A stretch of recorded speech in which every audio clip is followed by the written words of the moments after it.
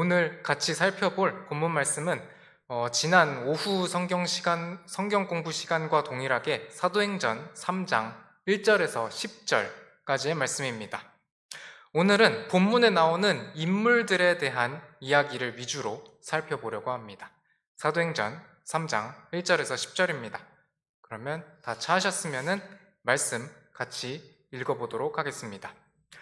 한편 9시 기도 시간에 베드로와 요한이 함께 성전으로 올라갈 때 사람들이 자기 어머니 태에서부터 걷지 못하는 어떤 사람을 들고 왔는데 그는 성전에 들어가는 자들에게 구제물을 요청하게 하려고 그들이 날마다 아름다운 문이라 하는 성전문에 두는 자더라. 그가 베드로와 요한이 성전에 들어가려 하는 것을 보고 구제물을 요청하므로 베드로가 요한과 함께 그를 눈여겨보며 이르되 우리를 보라 하니 그가 그들에게서 무엇을 받으려고 기대하며 그들에게 주의를 기울이므로 그때 베드로가 이르되 은과 금은 내게 없으나 내게 있는 것을 내게 주노니 나사렛 예수 그리스도의 이름으로 일어나 걸으라 하고 그의 오른손을 잡아 그를 일으키매 즉시 그의 발과 발목 뼈가 힘을 받아서 그가 껑충 뛰어 서서 걸으며 그들과 함께 성전으로 들어가면서 걷기도 하고 뛰기도 하며 하나님을 찬양하니라. 온 백성이 그가 걷는 것과 하나님을 찬양하는 것을 보았고 또 그가 성전의 아름다운 문에 앉아 구제물을 바라던 자인 줄 알았으므로 그에게 일어난 그 일로 인해 그들이 심히 이상하게 여기며 놀라니라. 지난 오후 성경 공부 시간에 사도행전 3장에 나오는 평생 걷지 못했던 사람이 걷게 되는 기적에 대한 내용을 살펴보면서 믿음으로 주님을 바라보라 라는 제목을 가지고 하나님의 말씀을 나누었었는데요. 오늘은 성전 앞에서 벌어진 기적에 등장하는 이 세 사람에 대한 스토리를 하나씩 살펴보려고 합니다. 먼저 지난 시간에 살펴봤던 평생 걷지 못하다가 걷게 된 사람에 대한 얘기부터 간략하게 살펴보겠습니다. 이 사람은 영적으로 구원받게 된 죄인의 모습과 딱 들어맞았었는데요. 다시 한번 살펴보겠습니다. 사도행전 3장 2절입니다. 사람들이 자기 어머니 태에서부터 걷지 못하는 어떤 사람을 들고 왔는데 그는 성전에 들어가는 자들에게 구제물을 요청하게 하려고 그들이 날마다 아름다운 문이라 하는 성전문에 두는 자더라. 이 사람은 자기 어머니 태에서부터 걷지 못했던 사람입니다. 그러다 보니 자기 스스로 어디 가지 못하고 무언가 번듯한 일을 하기도 어려웠던 사람입니다. 그래서 이 사람은 결국 성전 문 앞에서 구제물을 요청하는 일을 합니다. 이 모습은 구원받기 전에 하나님의 뜻대로 살아갈 힘이 없던 우리의 모습과 유사합니다. 로마서 5장 6절 제가 읽겠습니다. 우리가 아직 힘이 없었을 때에 그리스도께서 정해진 시기에 하나님의 뜻대로 살지 않는 자들을 위해 죽으셨느니라. 이 말씀처럼 우리에게는 힘이 없었습니다. 하지만 그리스도께서 우리를 위해 죽으시고 부활하심으로 우리에게는 죄에 대항하고 하나님을 따라 살려는 힘이 주어졌습니다. 우리의 이런 과거의 비참한 모습은 다른 말씀에서도 또 찾아볼 수 있습니다. 베드로전서 4장 3절입니다. 이는 우리가 세욕과 정욕과 과음과 환락과 연회와 가증한 우상숭배 속에서 걸어 이방인들의 뜻을 이룬 것이 우리 삶에 지나간 때로 우리에게 족하기 때문이라. 이 말씀처럼 우리는 과거에 우리의 욕망에 따라서 살았었지만 이제는 이것이 우리 삶에 지나간 때 또 우리에게 더 이상은 돌아가고 싶지 않은 족한 과거가 되었습니다. 우리의 이런 과거의 모습으로는 하나님 앞에 설 자격이 우리에게 없었습니다. 그래서 사도행전 3장 2절에서 보면은 이 불쌍한 사람이 아름다운 문이라고 불리는 성전 문 앞에 앉아서 성전 안에 들어가지도 못하고 성전 밖에 있었듯이 우리 역시도 이런 모습이었습니다. 우리는 우리의 죄 문제를 가지고 하나님 앞에서 하나님을 만날 자격을 가지지 못한 채 성전에 들어가지 못하는 그런 사람과 같았습니다. 그럼 우리에게 예수님과 복음이 전해졌죠. 그래서 우리는 변할 수 있었습니다. 사도행전 3장 5절, 6절을 보면 베드로는 이 평생 걷지 못했던 사람에게 나사렛 예수 그리스도의 이름으로 일어나 걸으라 라고 말하며 이 사람에게 예수님을 그리스도로 소개를 했고 이 사람이 걷게 됨으로써 새로운 삶을 살 수 있도록 해 주었습니다. 예수님께서 십자가에서 죽음을 맞이하셨지만 부활하심으로써 영광의 새 아침을 맞이하셨듯이 예수님을 구원자와 주님으로 믿는 우리에게도 새로운 삶을 맞이할 수 있도록 해 주셨습니다. 우리는 요한복음 3장에서 예수님께서 니고데모에게 말씀하셨듯이 성령에게서 다시 태어난 것이고, 또 고린도 후서 5장 17절 말씀처럼 새로운 창조물이 된 것입니다. 고린도 후서 5장 17절 읽겠습니다. 그러므로 누구든지 그리스도 안에 있으면 그는 새로운 창조물이라. 옛것들은 지나갔으니 보라, 모든 것이 새롭게 되었도다. 평생 걷지 못했던 사람은 이제 걸을 수 있게 되자 자기 스스로 어디든 갈 수 있게 되는 자유를 누리면서 인생을 새로이 살 수 있게 되었습니다. 이와 유사하게 우리 역시도 그리스도 안에서 새로운 창조물로서 새롭게 되는 은혜를 입었습니다. 정말 놀라운 은혜가 아닐 수 없습니다. 하지만 여기서 이 사람의 얘기가 끝이 아닙니다. 이 사람이 새로운 삶을 살게 되면서 어떤 변화를 보였는지도 살펴보겠습니다. 사도행전 3장 7절 8절 제가 읽겠습니다. 그의 오른손을 잡아 그를 일으키매 즉시 그의 발과 발목 뼈가 힘을 받아서 그가 껑충 뛰어 서서 걸으며 그들과 함께 성전으로 들어가면서 걷기도 하고 뛰기도 하며 하나님을 찬양하니라. 여기서 보면 이 사람이 즉시 서고 걷고 뛰었다는 것을 알 수 있습니다. 이 말씀을 구원을 받은 죄인의 모습에 비추어 보면 구원은 단번에 즉시 이루어진다는 것임을 알 수 있습니다. 예수님을 믿기까지는 시간이 걸릴 수 있어도 믿는 순간은 단번에 발생하는 사건인 것입니다. 그리고 나서 이 사람의 행동을 보면 자신을 바라봐주고 예수님을 소개해주고 일으켜준 그 베드로, 요한과 함께 성전에 들어가면서 하나님을 찬양을 하네요. 이 모습은 구원받은 사람이 보이는 태도를 잘 보여줍니다. 먼저 같은 믿음을 가진 사람들과 함께 하고 싶어집니다. 그 속에서 함께 이 기쁨을 서로 나누고 싶어집니다. 그리고 이 기쁨을 누리면서 하나님께 나아가고자 합니다. 단지 내 스스로 기뻐서 끝난 게 아니라 이 기쁨을 가지고 하나님께 나가면서 하나님을 찬양하는 것입니다. 이것이 구원받은 성도의 반응인 것입니다. 이렇게 살면은 어떻게 될까요? 당연히 주변 사람들도 알게 될 것입니다. 사도행전 3장 9절 10절 제가 이어서 읽겠습니다. 온 백성이 그가 걷는 것과 하나님을 찬양하는 것을 보았고 또 그가 성전의 아름다운 문에 앉아 구제물을 바라던 자인 줄 알았으므로 그에게 일어난 그 일로 인해 그들이 심히 이상하게 여기며 놀라니라. 자신의 걷는 것과 하나님을 찬양하는 것을 온 백성이 보게 되었습니다. 이로 인해 이 사람은 온 백성에게 하나님의 그 놀라우심과 자신에게 보이신 그 은혜와 기적을 간증할 수 있었습니다. 우리 역시도 이렇게 아름다운 찬양과 간증을 세상에 보일 수 있기를 바랍니다. 우리에게 예수님을 알게 해주셨고 우리를 죄와 사망에서 구출을 해주셨고 함께 할 수 있는 교회를 허락을 해주셨습니다. 그리고 살아가면서 우리를 각종 어려움과 고난에서 건져주셨고 또 지금 여기 이 순간까지 올 수 있도록 해주셨습니다. 이 모든 것들이 다 하나님의 은혜로 된 것임을 우리 모두 잘 알고 있습니다. 그러니 우리 역시도 이 새로 걷게 된 이 사람처럼 하나님을 찬양하고 또 하나님의 놀라우심을 간증할 수 있는 그런 그리스도인들이 되어야 하겠습니다. 이것은 우리에게 주어진 명령이기도 하기 때문입니다.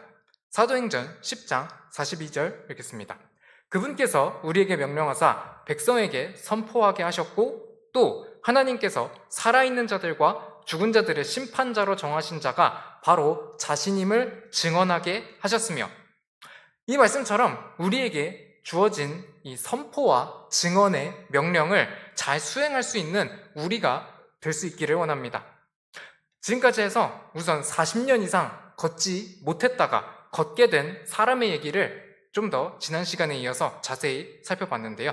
이 사람이 어떻게 변화되었는지 또 이 사람의 변화가 그리스도인들이 가져야 하는 태도에 어떤 시사점들을 주는지 살펴봤습니다. 다음은 이제 베드로에 대한 얘기를 살펴보도록 하겠습니다. 이 베드로가 이 사건에서는 나사렛 예수 그리스도의 이름으로 기적을 행했지만 베드로가 항상 예수님의 이름을 담대하게 자신 있게 말할 수 있지는 않았습니다. 베드로에게는 예수님을 배반한 적이 있었다는 그 과거의 일을 여러분도 잘 아실 것입니다. 그 베드로의 이야기부터 잠깐 살펴보고 넘어가겠습니다. 누가복음 22장 60절에서 62절 제가 읽겠습니다. 베드로가 이르되 사람아 나는 내가 무슨 말을 하는지 알지 못하노라 하였는데 그가 아직 말하고 있을 때에 즉시 수탉이 울더라. 주께서 돌아서서 베드로를 바라보시니 베드로가 주께서 자기에게 하신 말씀 곧 수탉이 울기 전에 내가 3번 나를 부인하리라 하신 그분의 말씀을 기억하고 나가서 비통하게 우니라. 예수님께서 겟세마네 동산에서 붙잡히시고 나서 베드로는 예수님을 따라왔습니다. 그래서 베드로는 대제사장의 집까지 왔습니다. 그런데 거기서 어떤 하녀가 베드로를 유심히 보고 말합니다. 이 사람도 그와 함께 있었도다. 이 말에 베드로는 나는 그를 알지 못한다고 말하면서 예수님을 부인을 합니다. 조금 뒤에 다른 사람도 베드로에게 말합니다. 너도 그들과 한패라. 그러니까 베드로는 다시 또 말합니다. 사람아 나는 아니라. 그리고 나서 1시간쯤 지난 뒤에 다른 사람이 또 말합니다. 진실로 이 자는 그와 함께 있었느니라. 그는 갈릴리 사람이니라. 이 말에 베드로가 이제 방금 읽은 말씀처럼 나는 내가 무슨 말을 하는지 알지 못한다 라고 대답을 합니다. 이렇게 베드로는 자신이 예수님을 모른다고 3번 부인을 합니다. 이때 수탉이 울고 예수님께서는 돌아서서 베드로를 바라보셨습니다. 이때 베드로의 심정은 어땠을까요? 자기가 죽는 데에도 갈 각오가 되어 있다고 말을 했던 베드로는 자기가 3번 부인할 거라는 그 예수님의 말씀이 결국 맞았다는 것을 생각을 해냈고 62절 말씀처럼 나가서 비통하게 울었습니다. 베드로의 제자의 자격은 여기서 다 끝난 것처럼 보였습니다. 그리고 예수님께서 십자가에서 처형당하셔서 죽고 부활하신 일이 있었습니다. 이때 예수님은 부활하시고 나서 심지어 베드로에게도 여러 번 나타나셨습니다. 그런데 베드로는 제자로서의 사역을 포기해서였는지는 확실치 않지만 요한복음 21장 3절을 보면 물고기를 잡으려고 갑니다. 모든 일이 혼란스러워서 업으로 돌아가려고 하는 마음이 있었나 싶기도 합니다. 그런데 그날 하필 물고기가 하나도 안 잡힙니다. 또 그날 예수님께서 다시 한번 베드로를 찾아오셨습니다. 요한이 그 예수님을 보고 주시라고 하자 베드로는 바다로 뛰어들어서 예수님께 갔습니다. 그리고 이때 예수님의 조언을 따랐던 제자들은 물고기를 잡았는데 그 물고기 수가 153마리였다는 것은 모나미 볼펜에 새겨진 153 숫자와의 연관성으로도 잘 아실 것입니다. 아무쪼록 빵과 물고기를 주셔서 제자들에게 먹게 하신 뒤에 베드로에게 예수님은 물어보십니다. 내가 이것들보다 나를 더 사랑하느냐? 이 질문에 베드로는 주여 그러하오이다. 내가 주를 사랑하는 것을 주께서 아시나이다 라고 대답합니다. 이에 대해 예수님께서는 내 어린 양들을 먹이라 라고 말씀하시면서 베드로에게 다시 사역을 맡기십니다. 요한복음 21장 17절 제가 읽겠습니다. 3번째 그에게 이르시되 요나의 아들 시몬아 내가 나를 사랑하느냐 하시니 그분께서 자기에게 3번째 내가 나를 사랑하느냐 하고 말씀하시므로 베드로가 근심하며 그분께 이르되 주여 주께서 모든 것을 아심에 내가 주를 사랑하는 것을 주께서 아시나이다 하니 예수님께서 그에게 이르시되 내 양들을 먹이라. 이 말씀을 보면 시몬 베드로를 여전히 아끼시는 예수님의 모습과 베드로가 근심하면서 또 죄송스러워하면서 예수님께 대답하는 모습이 머릿속에 그려지시지 않나요? 베드로가 3번 예수님을 부인했던 만큼 예수님께서는 3번 베드로에게 물으셔서 베드로가 자신이 3번 부인했던 것을 만회할 기회를 주셨습니다. 결국 예수님은 다시 베드로에게 제자로서 성도들을 목양할 사역을 맡기셨습니다. 이 사랑을 받은 베드로가 이때 이후로 다른 사람들에게 자신 있게 줄 수 있던 것은 나를 구원하시고 나를 용서하시고 나를 다시 불러주신 그 예수님의 이름 그것이지 않았을까요? 예수님의 부활, 승천 이후 베드로가 다시 강력하게 예수님을 전할 수 있던 것은 베드로가 용서받았던 그 사랑이 정말로 컸기 때문일 것입니다. 다시 사도행전 3장 5절, 6절 보겠습니다. 제가 다시 읽어보겠습니다. 그가 그들에게서 무엇을 받으려고 기대하며 그들에게 주의를 기울이므로 그때 베드로가 이르되 은과 금은 내게 없으나 내게 있는 것을 내게 주노니 나사렛 예수 그리스도의 이름으로 일어나 걸으라 하고, 이 평생 걷지 못했던 불쌍한 사람에게 베드로는 자신에게 은과 금이 없다는 것을 고백합니다. 하지만 베드로에게는 최고로 자신 있게 줄 수 있는 선물이 있었습니다. 그것이 나사렛 예수 그리스도의 이름이었습니다. 이것은 베드로가 자기 인생의 온갖 굴곡을 겪으면서 자신이 받았던 최고의 선물이었고, 또한 자신이 남들에게 줄 수 있던 최고의 선물이었습니다. 우리 역시도 이 예수님의 이름이라는 최고의 선물을 남들에게 줄 수 있는 그런 사람들이 될 수 있기를 바랍니다. 예수님을 마음에 모시고 사는 사람은 모든 것을 소유한 사람과 마찬가지이기 때문입니다. 고린도후서 6장 10절 말씀 같이 읽어보겠습니다. 근심하는 자 같으나 항상 기뻐하고 가난한 자 같으나 많은 사람을 부유하게 하며 아무것도 없는 자 같으나 모든 것을 소유한 자니라. 예수님을 마음에 모시고 있고 하나님 아버지가 함께 하시고 성령님께서 내주하신다면 우리에게 은과 금이 없을지라도, 심지어 여기 나오는 것처럼 아무것도 없는 자 같을지라도 모든 것을 소유한 자입니다. 베드로 사도가 보낸 그 첫 번째 서신에서 인사말이 끝나자마자 나오는 말씀에서도 보면 베드로가 이렇게 담대하게 예수님의 이름을 말할 수 있던 근본적인 동기를 알 수 있습니다. 베드로전서 1장 3절 제가 읽겠습니다. 하나님 곧 우리 주 예수 그리스도의 아버지를 찬송할지어다. 그분께서 자신의 풍성하신 긍휼에 따라 죽은 자들로부터 예수 그리스도를 부활하게 하심으로 우리를 다시 낳으사 산 소망에 이르게 하셨고, 우리에게 이 세상에 썩는 소망이 아니라 산 소망이 주어졌다는 것, 이것이 베드로의 고백이었습니다. 우리 역시도 이 베드로의 고백처럼 하나님께서 주신 산 소망을 가지고 혹시 지금 절망이나 어려움 속에 살아가고 있다면 다시 주님의 은혜 속에 회복되어 살아갈 수 있기를 바라는 바입니다. 이렇게 해서 베드로와 관련된 스토리를 짧게나마 살펴봤는데요. 이제 마지막으로 세 번째 살펴볼 인물은 베드로와 동행했던 요한입니다. 사도행전 3장과 4장에서 보면은 이 요한은 거의 말을 하지 않습니다. 대부분의 경우 요한은 단지 베드로와 동행을 합니다. 그런데 베드로와 단지 함께 한다는 것, 그리고 필요한 때에 필요한 말을 한다는 것, 그것이 요한이 했던 중요한 역할이기도 했습니다. 요한과 관련된 행적들도 잠깐 사도행전에서 짧게 살펴보도록 하겠습니다. 우선 사도행전 3장 1절입니다. 여기서 보시면 요한은 베드로와 함께 성전에 올라갑니다. 그리고 나서 성전 문 앞에서 평생 걷지 못했던 사람을 만나게 됩니다. 이때 요한은 4절에서 보면은 베드로와 함께 이 사람을 눈여겨봅니다. 같이 행동을 했을 뿐 무언가 요한이 발언을 하지는 않습니다. 그러다가 평생 걷지 못했던 사람이 걷게 되는 기적이 생긴 후에 사람들이 모두 다 놀라니까 솔로몬의 주랑이라는 곳에서 베드로가 설교를 하는 내용이 사도행전 3장 후반부에 나옵니다.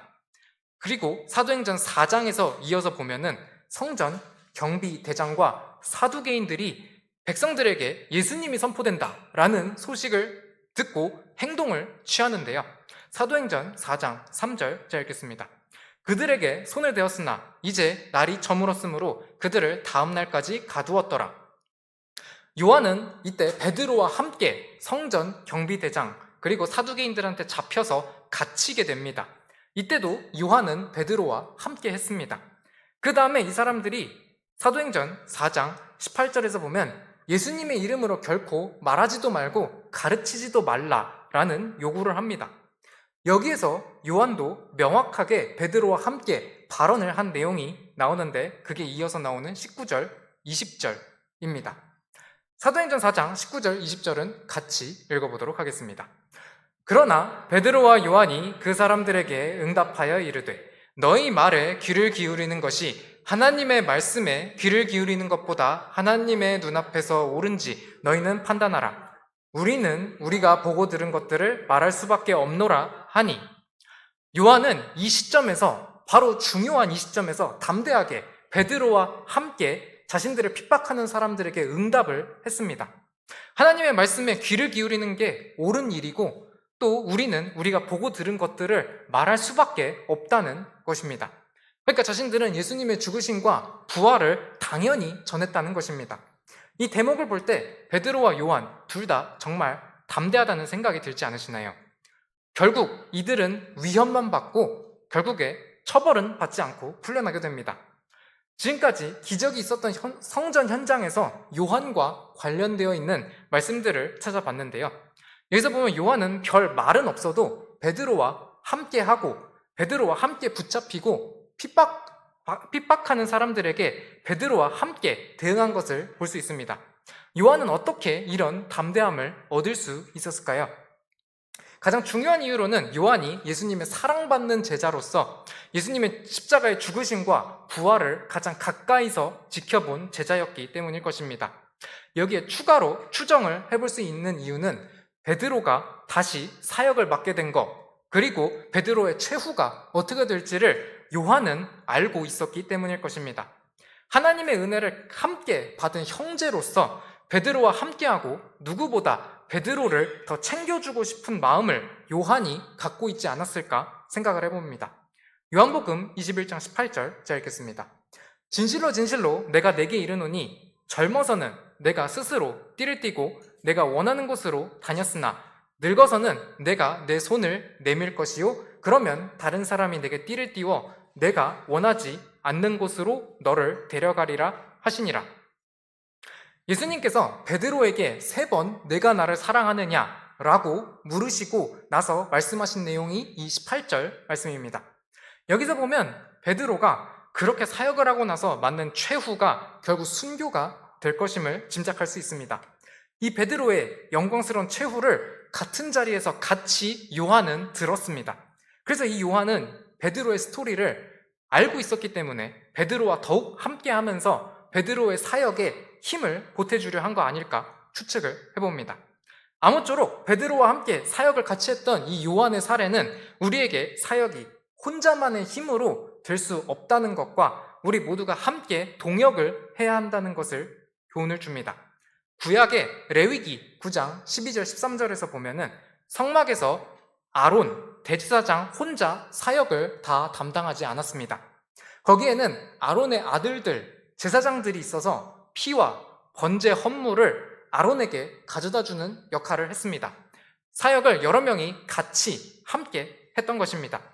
이와 마찬가지로 신약에서도 보면 바울 사도를 특히 많이 돕는 여러 명의 성도들이 있었습니다. 대표적으로 보면 디모데가 있었는데요. 빌립보서 2장 21절, 22절 제가 읽어보겠습니다.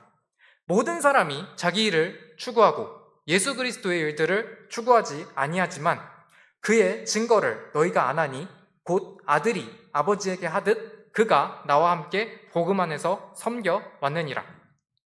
여기서 보면 디모데는 아들이 아버지에게 하듯 바울을 복음 안에서 함께 섬겨 왔다고 합니다. 디모데는 자기 일보다 예수 그리스도의 일들을 추구했습니다. 디모데 외에도 에바브로디도라는 인물도 있었습니다. 사도 바울은 에바브로디도에 대해서 그가 자기 생명을 돌보지 않고 그리스도의 일을 위해 거의 죽을 지경에 이르렀다고 그의 헌신에 대해서 얘기를 남겼습니다. 또한 오네시보로라는 인물도 있었는데 이분은 바울이 로마에 오게 갇혔을 때 바울이 묶인 사슬을 부끄러워하지 않고 매우 부지런히 바울을 찾아내서 만났다고 기록되어 있습니다. 이렇게 사역에 동참하는 사람들이 있으면 핍박받는 사람에게 얼마나 큰 힘이 될까요? 또한 성도들 간에 함께 도전도 되고 또 정말 멋진 간증을 남길 수 있지 않을까요? 때때로 전면에 나서지는 않아도 뒤에서 온갖 지원을 아끼지 않는 성도님들이 있습니다. 그런 분들이 이 기적에서 베드로와 함께했던 요한과 같은 분들일 것입니다. 함께 한다는 것, 그리고 자리를 지킨다는 것, 그 하나로도 존재감 측면에서 충분히 성도들 간에 힘이 될 수 있습니다. 마지막으로 요한이 자기를 요한계시록 처음에 소개한 내용을 보도록 하겠습니다. 요한계시록 1장 9절입니다. 나 요한은 또한 너희 형제요 환난과 예수 그리스도의 왕국과 인내에 동참하는 자라. 내가 하나님의 말씀과 예수 그리스도의 증언으로 인해 반모라 하는 섬에 있었노라. 여기서 보면 요한은 형제이면서 환난과 예수 그리스도의 왕국과 인내에 동참하는 자라고 자신을 소개합니다. 우리 모두 이 요한처럼 예수 그리스도 일들을 추구하며 남을 위해 줄 수 있는 성도, 또 사역에 함께 동참할 수 있는 성도가 될 수 있기를 바랍니다. 그러면 이제 오늘의 말씀 요약해 보도록 하겠습니다. 오늘은 사도행전 3장 1절에서 10절에 나오는 기적의 말씀에서 3명의 인물 위주로 살펴봤는데요. 우선 모태로부터 걷지 못했던 사람은 구원을 받게 된 죄인의 모습과 대비해서 살펴봤습니다. 이 사람이 불쌍하게 성전 문 앞에서 구제물을 구하면서 앉아 있다가 걷게 되고 하나님을 찬양하게 되는 모습을 봤는데요. 이 사람의 모습을 면면히 들여다보면서 죄인의 모습은 어떠한지, 또 구원받고 나서 보이는 태도가 어떠한지 봤습니다. 특히 이 사람이 성전 안에 들어가서 하나님을 찬양하면서 사람들에게 자신이 나았음을 보이는 그 모습은 우리에게 하나님께 대한 찬양과 선한 간증을 보이는 것이 필요함을 알려주었습니다. 두 번째로는 이 기적에서 은과 금은 내게 없지만 나사렛 예수 그리스도의 이름으로 기적을 행한 베드로를 살펴봤습니다. 베드로는 예전에 예수님을 3번 부인하기까지 했었지만 예수님께 용서를 받고 또 사역을 받고 담대하게 변했습니다. 베드로는 자기 인생에서 최고의 선물을 예수님께 받았기 때문에 또 그 최고의 선물을 다른 사람들에게 자신 있게 줄 수 있었습니다. 우리 역시도 예수님을 최고의 선물로 여길 수 있기를 바랍니다. 마지막으로 이 기적과 핍박에서 말은 거의 없지만 베드로와 계속 함께한 요한을 살펴봤습니다. 요한에 대해서 살펴보면서 구약의 아론과 그 아들들, 또 신약의 바울과 디모데, 에바브로디도 등 사역에 함께한 사례들도 짧게 살펴봤었는데요. 사역의 전면으로 나서는 사람들도 있지만 뒤에서 묵묵히 안 보이게 헌신하는 성도들을 기억하며 우리도 그런 본보기들을 따라야 함을 배웠습니다. 주는 것이 받는 것보다 더 복되도다 라고 말씀하신 것을 기억하며 예수 그리스도 일들을 위해 한마음으로 동참하는 우리 모두가 될 수 있기를 소망합니다. 이상으로 금일의 오전 성경 공부 시간 마치도록 하겠습니다. 각자 기도하시고 오전 예배 시간 준비하도록 하겠습니다. 감사합니다.